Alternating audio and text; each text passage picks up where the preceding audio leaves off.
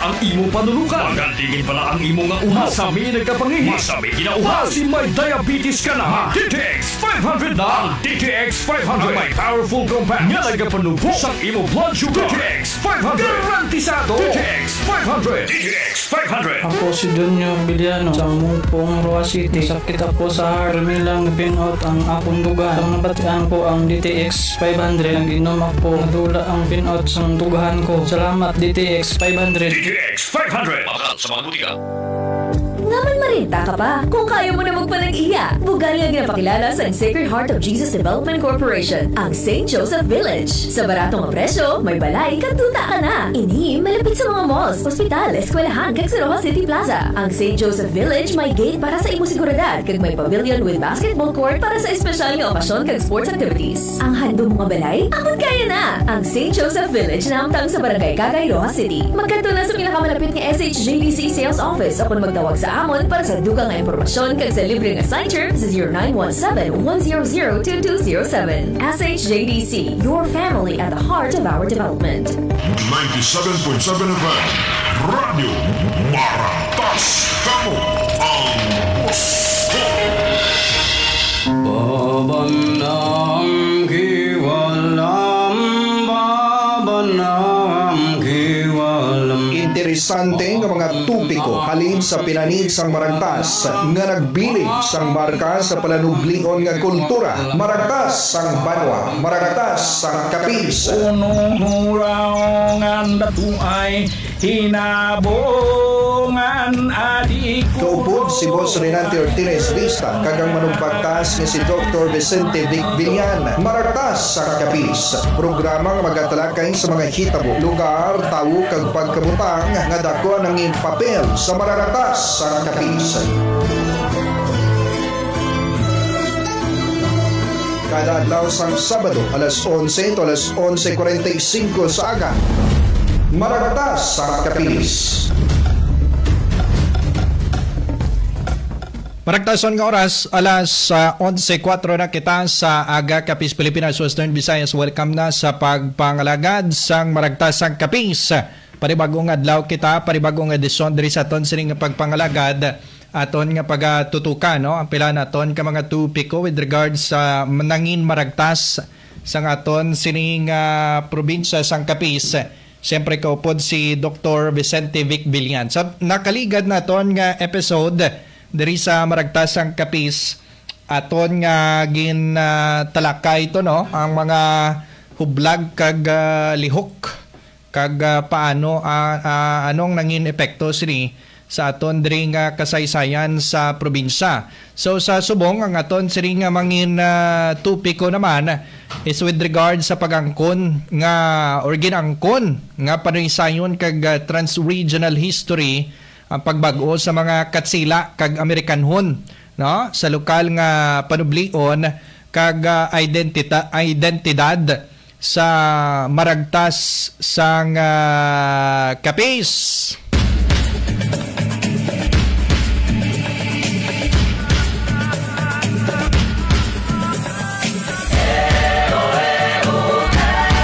Makaupod na live via Zoom dugay-dugay ang aton sining manugbagtas, no, pwede mo na ma-send riday ang aton sining link, no, para makasulod na ang aton sining si Dr. Vicente Vic Villan. So ang mangin focus sang sining diskurso ang ginangkon nga narrative kag transregional history bilang daluyan sang pagbag-o sa mga Kastila, no, kag Amerikano sa lokal nga pamana, identidad kag global nga diskurso. Marang ginasiling sang pila naton nga mga historians nga tubtub subong, no, makita gyapon ang pagka ang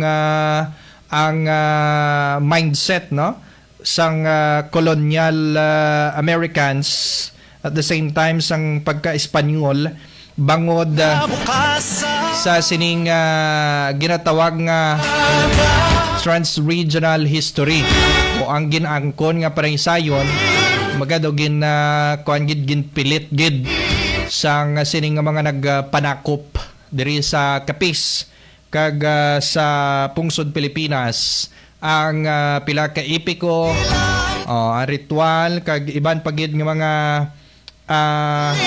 pagginawi, no? Gani do mabudlay, madula. No, pila ka pamatasan nga tiyempo Kastila pa, tiyempo pagsalakay pa sang mga Amerikano. Ginbag-o sa mga kolonisador ang mga epiko, ang mga pista, ang mga ritual, ang bayani kag bisan nga aton sining lengguwahe. Agod nga pangatarungan ang ila sining kolonyal nga pamalaod. Ang transregional history ang nagapakita man sang daloy sang reliyoso nga naratibo sang Espanyol kag demokratiko nga naratibo sang mga Amerikano, no, nga ginusar batok sa mga Filipinos. Resulta sini ang kabuo, no, sang cultural hybridity sang mga Filipinos kag ang kahalagahan sang pagbawi sang lokal nga pamana sa tunga sang globalismo. Interesante ini tuod, no? If we feel abe kung paningtan ang kultura giniya sang matuod-tuod nga Pilipino, kakason naton ang impluwensya sang mga Espanyol, kakason naton ang impluwensya sang mga Amerikano. Ano ang itsura ayhan, no? Ano ang matuod-tuod giniya nga dapat nga ginahimo, no? Pamatasan sang matuod-tuod nga Pilipino. Diba, nag-wonder man kamo, kiti siyempre pila yung katuig, 300 years, masobra, no? Ang ginsakop kita sa mga katsila. That's why nga influence. Dako gini ang influensya, ang ila sini nga dagta diri sa mga Filipinos. Ara sa piyang kalinya makaupod na ton, si Dr. Vicente Vic Villan, live via Zoom. Doc Vic, mayong udto sa imo or mayong aga? Yes, friends. Mayong udto. Sa imo, kag subong man siyempre sa aton nga mga suki dira nga tagpalamati sa aton probinsya. Kag subong man sa iban nga bahin sang aton pungsod. Nice to see you again, Doc, no? Grabe man nga mga kalamidad. Pila nga lagi. Oo. Halin sa linog, tapos bagyo, baha, kag paglapnag sa balasang balatian. Lagnat. Ako natamaan din ako sinangalagnat, no? Bisan kami diri, no? Mga viral diseases, ubos gid. Inubo lang sa taas lagnat. Maghawa. Sige. So na-plaster ko na kag ginadok ang aton siring nga tupik ko ang ginangkod nga panaysayon kag transregional history na pagbago siring nga mga katsila kag Amerikanhon sa lokal nga panublion naton kag identidad diri sa Pilipinas, no, kag sa probinsya sang Capiz. So paano gid ginangkon do kaw? Paano ginangkon sang siring nga mga mananakop ang lokal naton nga panaysayon sang mga Pilipino? I-explain ko anay rin bala ng tagpod lang na ginatawag nga kuan nga pag-angkon sang panaysayon. Sa English ang tawag sinay co-opted narrative. Ang pagtulingon sini ay ang kilusan o hublag halimbawa sang mga pumuloy o halin sa idalom ginasakyan inaasang makagagahom una sa puder para ilain na palabnawon kag angkunon agud nga maging ila kag sa ulihi ina nga ginangkon nga kausa ang nagapadayo na ang gobyerno. Ang malaing na epekto nadula na ang legitimate na kausa para sa pagbago sang banwa. So, malain ang tinutuyo sa sininga sa sininga bulhaton sang sa puder sang kapangyarihan. Ngayon sa palamang kung paano kagin bago sang mga katsila kag mga Amerikano ang lokal nga panaysayon sa mga Pilipino agud mapangatarungan o tawag naton sini maibalhag ang ila kolonyal nga pamalaod. So sa panon rin sang mga katsila may tatlo sila ka tema nga ginsakyan nila halin sa pumuluyo agud nga palabnaw nila ang atong panaysayon. Ang isa dira ay ang epiko kag mga alamat naton.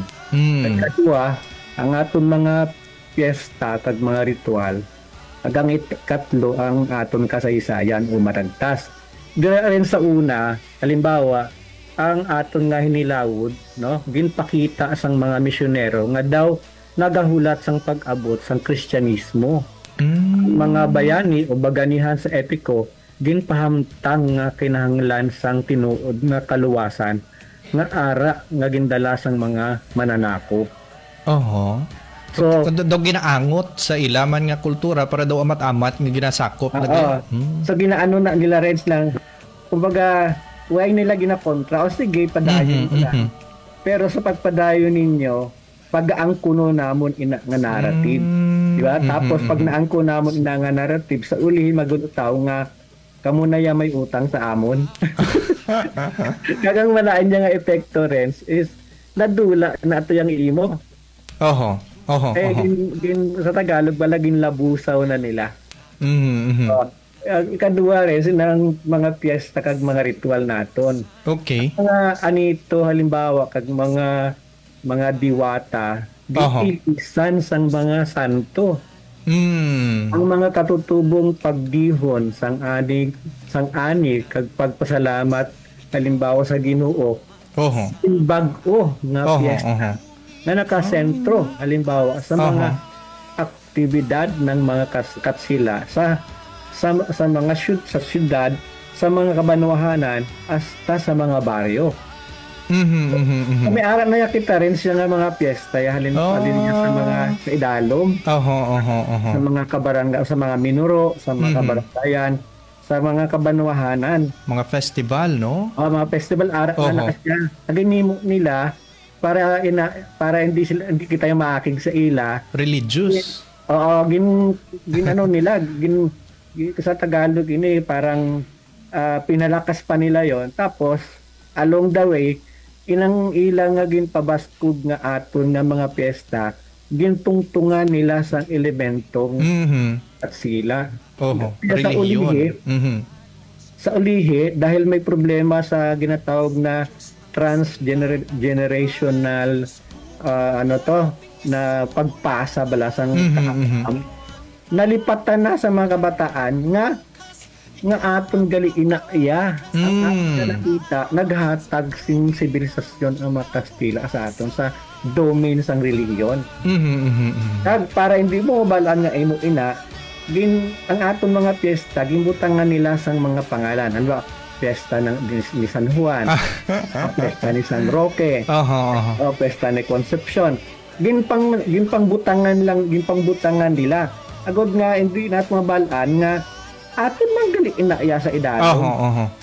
So ang naka-project ila. Pero ang backbone sina, ang flesh sina, yung dynamic sa idalom, aton magid inaya.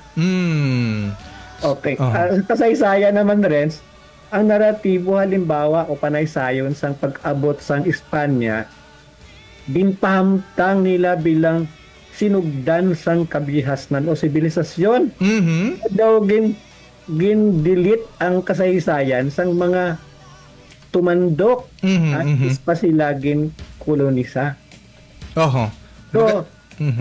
So kita mo, pabayaan ka lang nila tapos i-promote pa nila ina.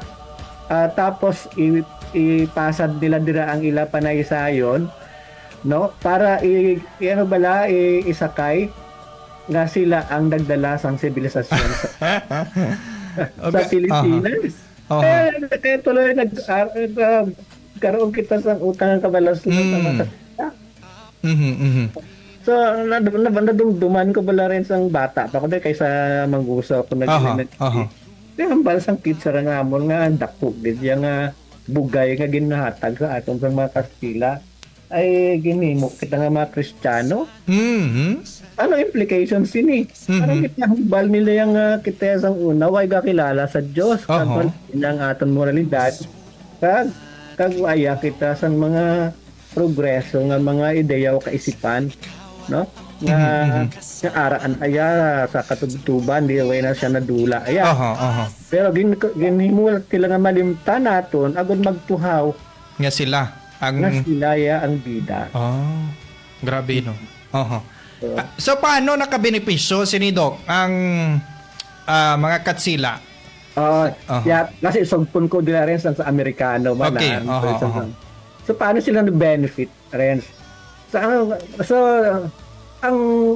ang benefit nga ila nakuha sa sini nga pag-angkon sa panaysayo naton is nagatuhaw nga halin sa ila ang tanan. At dahil halin sa ila ang tanan, magpasalamat kita sa ila at magsunod sa ila. At inang submission to the will of the Spaniards, ang ginamit nila nga potent force, agud nga i-extract ba lang aton mga natural resources. Di ba? Para sila magmanggarano. Hindi lang natural resources, para ma-manipulate nilang aton pumuluyo kag ang mga institusyon sa may nagpatindog na naton bago sila nag-abot. Kag syempre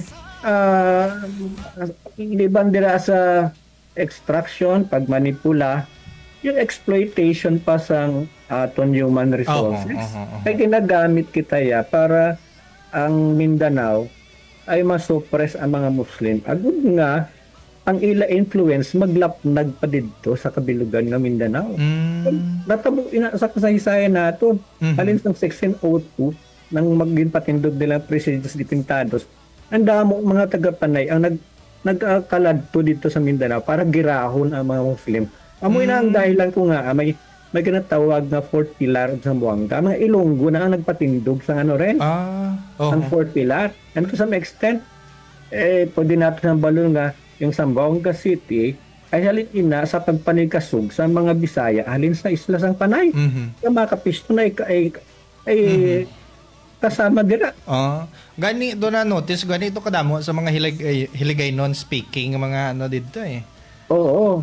Actually rin bago nang ginatawag na Quirino Recto colonization sa 1935 kag yung post-war phenomenon sang migration dito mga settlers sa Mindanao.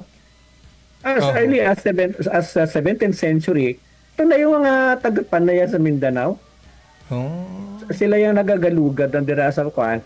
Kag nang maging patindog dira nga mga kuta.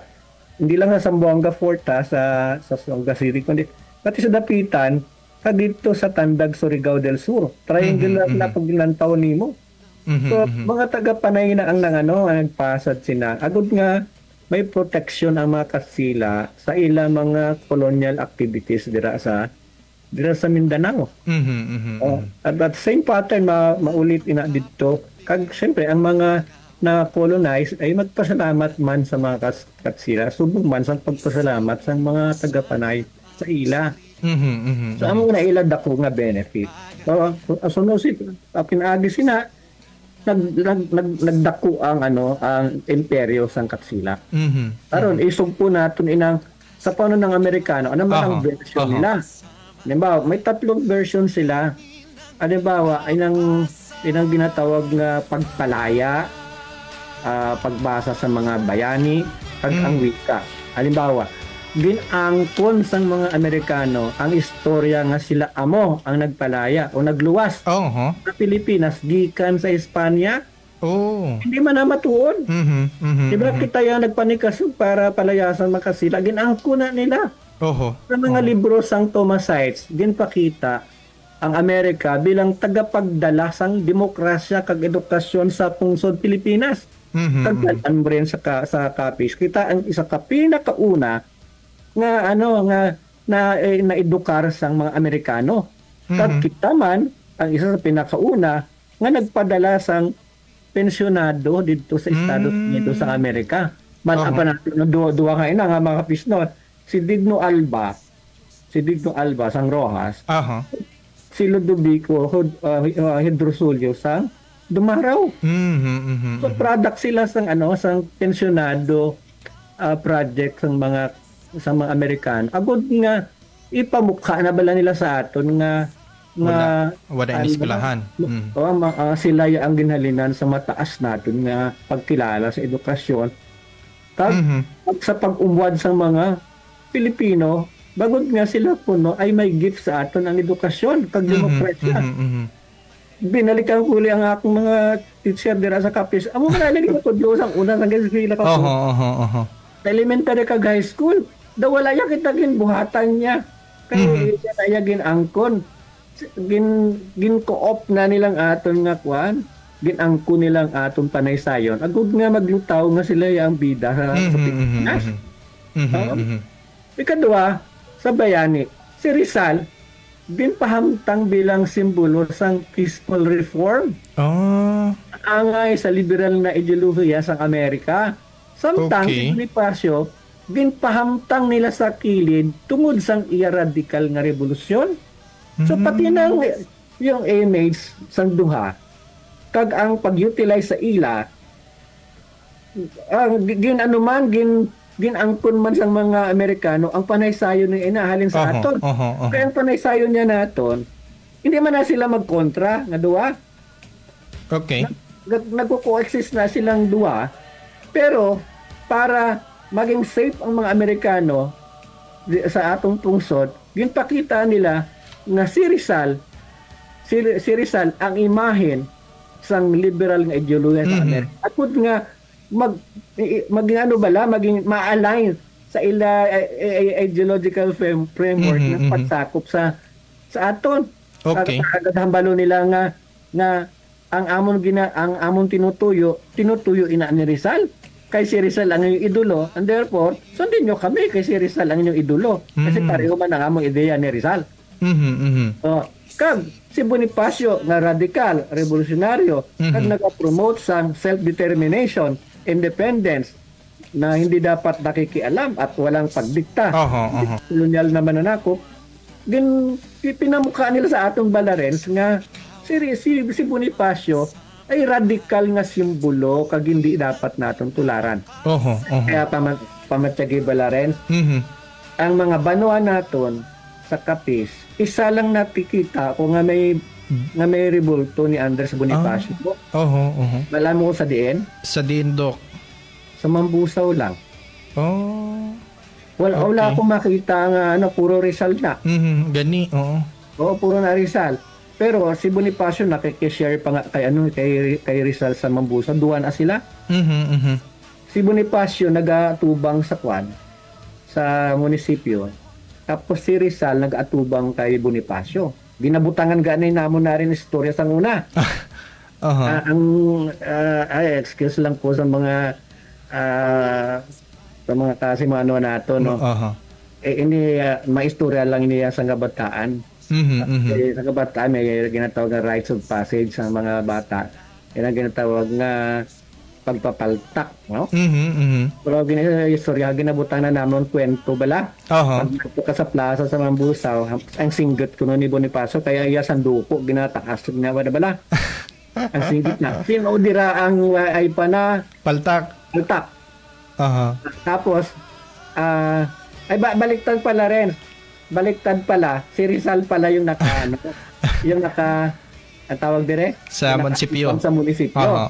Si Bonifacio nakatalikod sa munisipyo.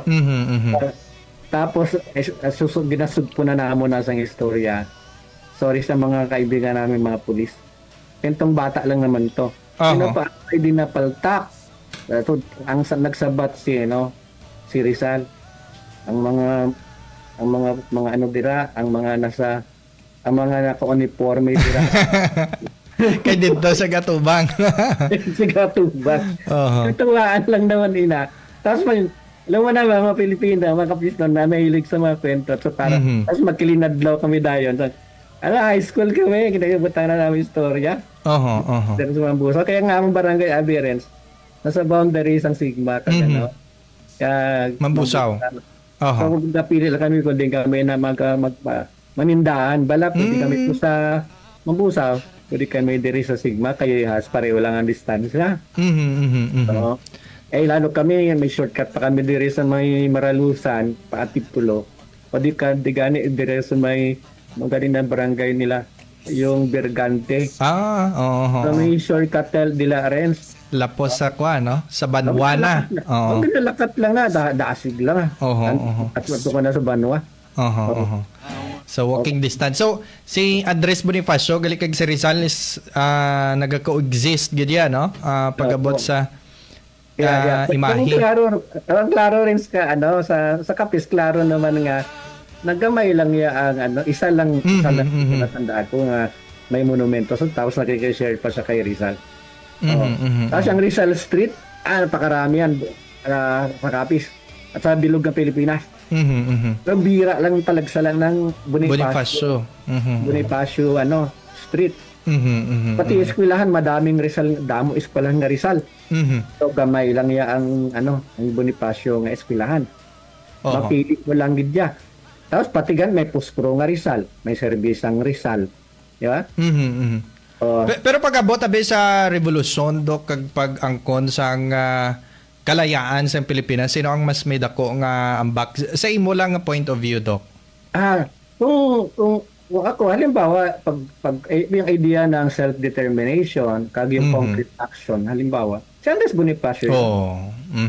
Andres Bonifacio yun. May leadership, no? Yung leadership. May leadership quality kasi siya. At saka, siya, yung decisive. Very decisive leader. Yan kasi kailangan lang nato na isang leader, kagka-Pisnon, kagka-Pilipinod, kailangan natin decisive leader. Maisog. Kasi sa kultura nato ng maisog hindi talawan. Lain ng talawan, ginagamay kapag ginambalan ka sa mga tiyo mo. Gapurit na siya sa sabsaran. Kasi na maisog. Tapak sa linya. Tanong maisog, tapak sa linya. Tapos pagka ginatumo-tumo ka, ginajab ka pa sa tiyo mo sa imo sikmura. Katalawit ka mo. Balikat to. Hindi kaya magtangis-tangis sa mga tiyo mo, sa ginikadong pagka hampang-hampang lang sa magsinong baganay. At magsalita doon na umiiyak ka. Madugangan pa ng imong pagtangis. So baga underrated yung si Bonifacio, no? Okay, besides sa mga textbooks, mo gid man ang iya sining nga image. Until now, kay party na rin ng social engineering sa mga Amerika.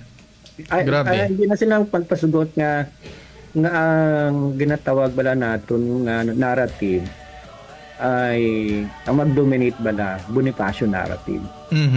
Kay pagka Bonifacio narrative ang mag-dominate, ang maging diwa bala na sa mga Pilipino ay maging revolutionaryo. Rally permi. Rally permi. Protesta. So, lang, mahipuson ka lang. Sulat-sulat lang.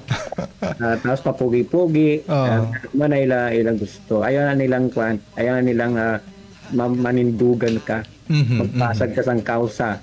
Kag ikaw ay manggubat. Ayaw na nila. Ni Kat Lorenz, inang tawag natin sa wika, sa language. English, ginpahamtang bilang panaysayon sang pag-uswag. Okay. At paghiusa ang mga tumandok nga pulong ginakilala lang nga dialects.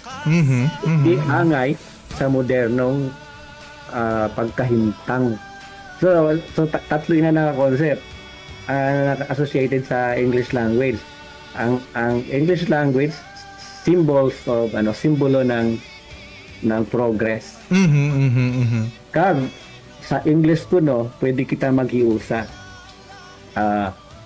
Kag ikatlo ang nila ini pagtumo-tumo nila sa aton. Ang mga wika dialekto lang. Sa Bonselingon, hindi siya kalibel ng iba pang mga wika. Time ba ang tawag dyan? Small time ang wika nyo. So amo ina nga maataga natin nga English yung mga kapisnon kay gindaog na ang ilakwan, ang ila panaysayon. Kay nagdaog ang mga Amerikano ipakita sa aton nga ang Ingles ay lingwahe ng progress. kag unity sang tanan Oho. ang tapis nun. Agud nga ang paghiliusa kuno ay maggamit naton sa aton pag-uswag. Kag hindi ka maggamit sang wika mo kay dialect lang inaya small time bakya sa Tagalog. Oho.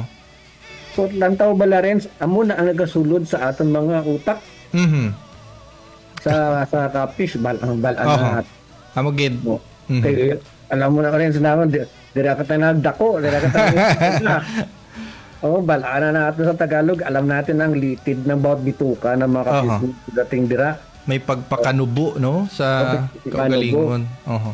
So, hindi dapat. Sa mo na nga porson do dragi diyan nangin successful ang mga Americans, no? Yeah. Kay, gina-consider nga. Kung basahon mo rin silang ginsulat ni Renato Constantino sa Miseducation of the Filipinos. Klaro dito nga ang ginbuhat yan sa Amerikano, English ang ila ginamit para ma-suppress kita, feel kita, mapigos kita. Oo. Kay mind ang ila ang sinentruan sang ila atake, yung brain naton at kung brain ang sinentruan sang atake, sunod-sunuran na lang ang aton lawas. Muna natabo sa aton. Para daw nadula bang aton kalag sa aton. Ang nagsulod niya nga kalag ya sang Amerikano. Amo na ganing kita brown American Ito odd. Oo, brown American kita ya. So may perception niya nga manubo kang klase sa tao so muna kasunod-sunod sa kwan. Grabe no. Maalam ka pag Inglesero ka. Naan isa pa gid na. So muna nga ang ginasilig nila nga manipulation pag manipula hasta subong-dok no. Oo, hasta subong. Bisan ang mabudlay na nga kalaban natin kasi nasa brain na lang kada isa I think it takes siguro a century no bago pa natin mabura sa utak nato. Mahirap nga kalaban kasi ang utak kasi pag nasa utak na part na sang imo kasi bata ka pa kasi part sa informative years tapos naging upbringing mo na sa bala tapos naging way of life mo. Parang ikaw na yon at ang English parang mahirap na siya tanggalin sa imo kag parte na sa sang trabaho. Sa trabaho, amo na nga mabudlay siya. Mabudlay siya waspon. Grabe nga pagmanipula.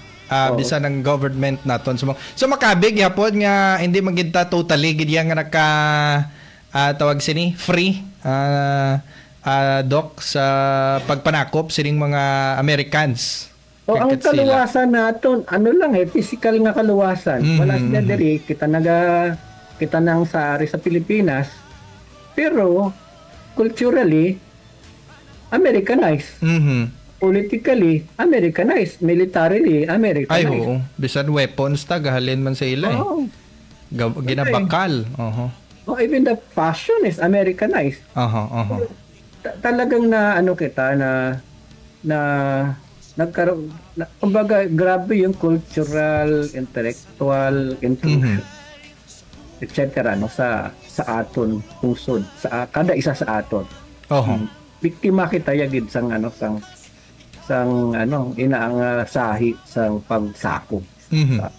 Wala na kinanglan yang mag-combat pa mag-ilinaway diri na lang yan sa pag manipula. Kaya ang laban rin hindi na kuha ka sang imo armas kag makipag-ugma ka sa ila. Mo na ginang balbala ni Bronner nga within 30 minutes time minutes ay pwede pa kita makipaglaban do sa Chinese. Yan estimate niya. Grabe sa hydrogen bomb lang sa 30 days siya. Minutes lang ubos na kita lahat dito. Pero ang punto natin dito rin ang butsilyo natin diri mabudlay nga makontraho naton ang ang sino man pinaagis maski wala kita sina. Kumbaga mag-deviate na kita sa amo na mentalidad ang war na subong niya sa modernong panahon, why na yak ang tana niya sa bala. Influensya na. Oo, ang tawag nila dira is pabasugon wang ino cultural capital. Oo, para magkaroon sa ginatawag na soft power. Kasi nang ino soft power, pwede mo siya magamit na weapon, agud nga ikaw magmadinaugon sa global arena. Magbaskog ang iyong nga nasyon, kung mabaskog ang imo kultura, hindi kaya mapierdi sang sinuman nga higanti nga bansa. Oo. Mabaskog man ang kwarta. Oo, kay kung basugog imo bala kultura, mabaskog ba ng imo turismo?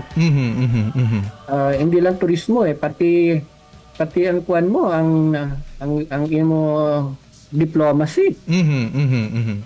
Tingnan mo ang natabo sa Korea. Kaya gipabasog nila kultura. Nagkaroon sa ginatawag rin nga Korean wave o yung Hallyu. So nagkaroon sa Korean wave, grabe yung pagduluwa sa ila sa ila mga dance, gani, concert, fashion, pelikula, fashion, all over. So talaga makapangyarihan kag ginsakop niyang bilog nga kalibutan. Grabe talaga. Anong epekto sa Korea? Sa tourism rin, ang epekto? Pag kumuha ka sang subong sang ginatawag natin nga visa, nahaba ng pila. Butok-butok na sila dito. Grabe, no? All over the world dyan, kaya lakas ng tourism sa Korea. Sa tourism yun Kung atin hambala naman ng diplomatic relations, madali iya maipwesto sang Korea ang ila kaugalingon sa global stage. Sa pinagi sa mga bilateral at multilateral agreements, kaya nilang ipurso ang kanilang national interest. Kaya ginapamatian sila sang kalibutan. Kaya grabe ang ila kultura. Madali abi makarelate ang tao sa ila kay ginalantaw ila sine, ginatangkilat yung ilang cellphone. Tapos grabe yan. Nung 2012 pumunta ako sa America rin. Ang binibit niya sa mga Amerikano, hindi US made na one. Na cellphone. Huawei? Korean made? Yung Samsung. Grabe, no? Samsung kita mo na sa mall nila, puro Samsung yan. So grabe ang epekto sang Korean wave. Muna kinambal natin nga hindi ang giyera, hindi niya sa bala na, niya makarmas. Ang giyera ya subong is kultural na giyera.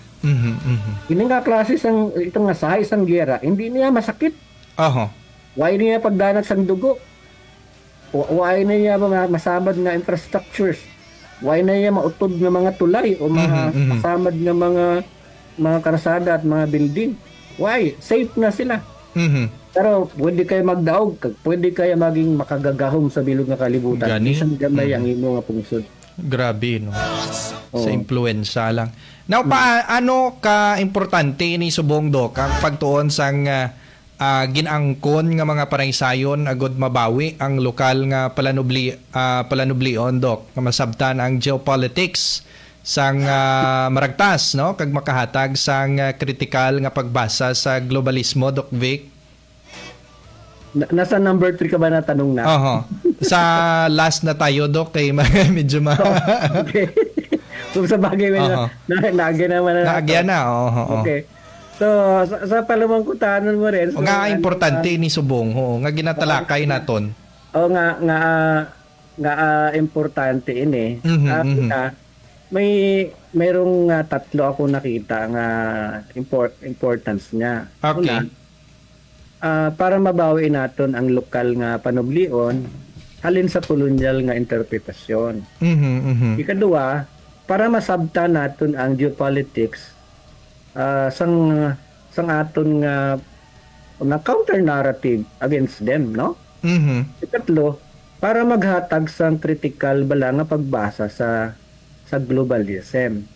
So for item 1 doon sa unang sabat ko, para mabawi natin ang lokal na panublion.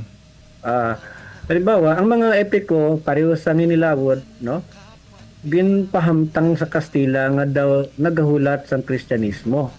So, ang pagtuon sang epiko sa lokal nga konteksto, nagabalik sang panablion bilang simbolo sang katutubong identidad kag hindi lang bilang prelude doon sa pag-abot sang mga Espanyol.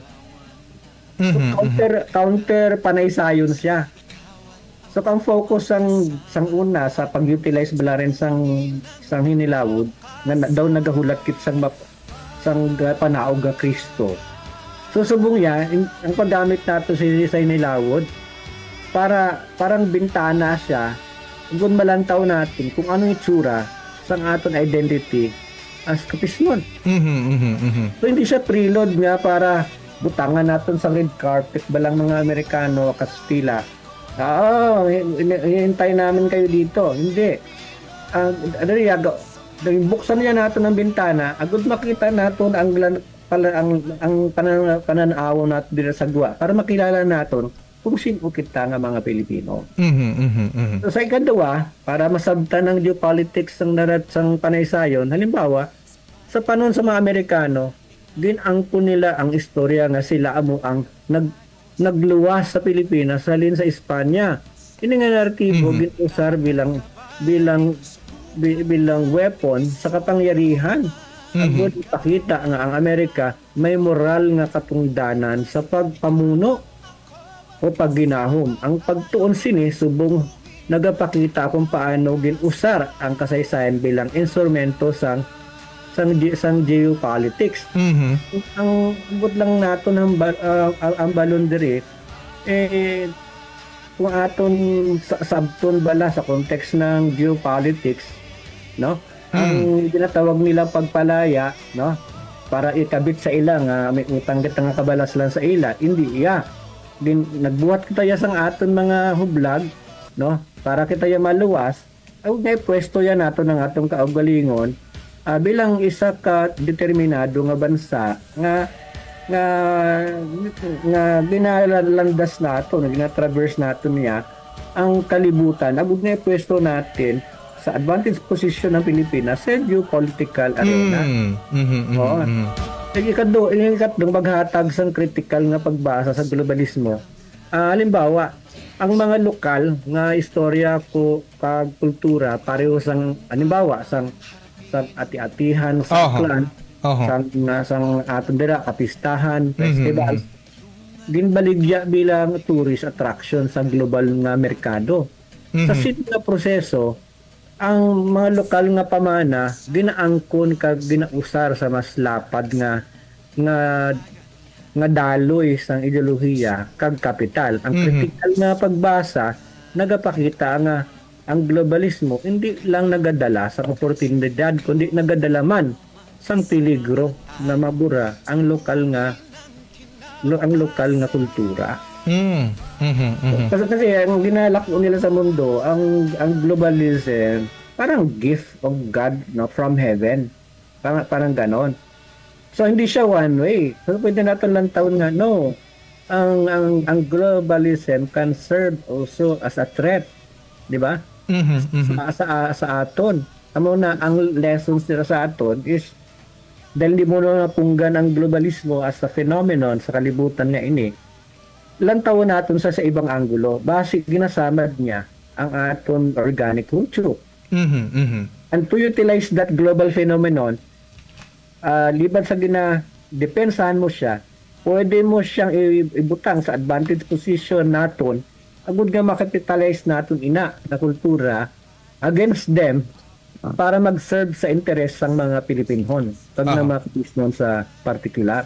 Kung dulaon na bing impluensya sang mga katsila kag mga Amerikano dok ano ay hanang futuro sa Pilipinas, may korupsyon ay han or ano? Actually rin medyo mahirap na yan natin mahirap na natin na siya madula kasi may ginalantaw rin nga cultural hybridity. May cultural hybridity at ang cultural hybridity ay produkto sa ginatawag na trans-regional encounters. Sabagay. Engagement. So ang aton identity product na sang aton history.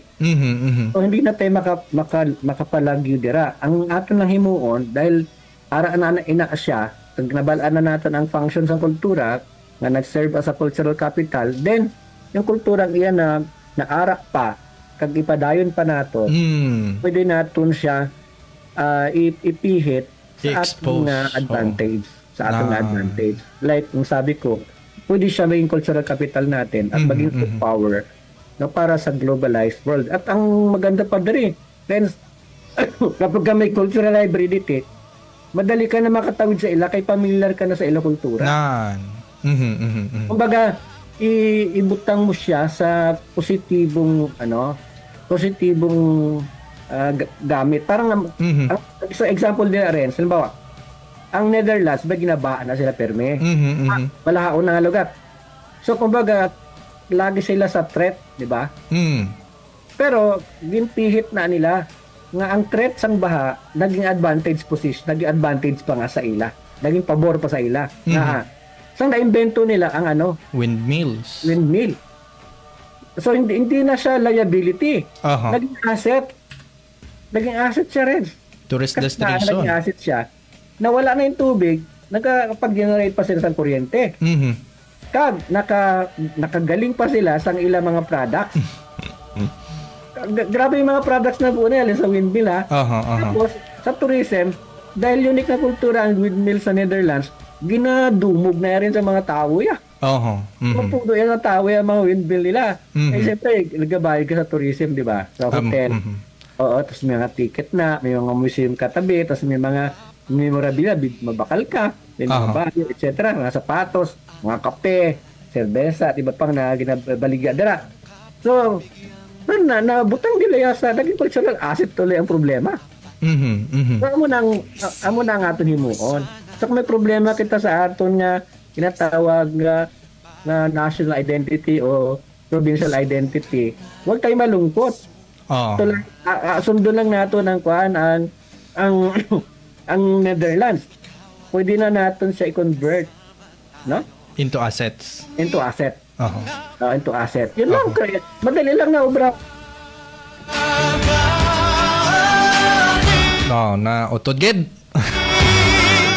So karami sa katon nga tupiko sa subong, no?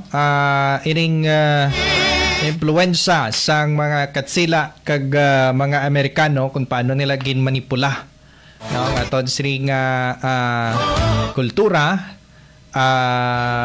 kag pananawan, no? Pananawan sa aton sini nga kabuhi nga tubtub sa karon amo ang nagadominar. Marami ito nga talakayon para at least matagan balasang awareness ang aton sila mga kauturan kag mga future leaders. Kung sa din sila magatutok, kay nakita na naton nga amorigali, no?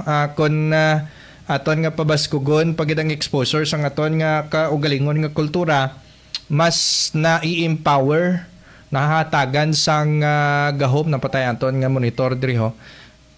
Okay na to siguro no? Pwede na to palihog na lang ko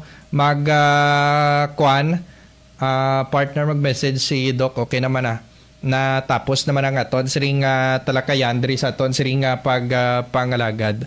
So pwede ini ito nga mangin cultural capital, no? Kay amaring ginahimo like example naton kaginang pungsod Korea, no? Kay bangod nga ginboost nila kagit pabasko gang ila kaugalingon nga kultura, ti amo ni karon na nagmagnetize, no? Nagmagnet sa turismo kag sa ila sini nga ekonomiya. Hopefully diri sa Pilipinas amuman. Hindi naman naton tuod madula na nga maimpluwensahan kita sang iban nga nason kay it's history na Hindi mo na tuod gid man mabalik ang mga nakaligad, pero may pwede kita mahimo.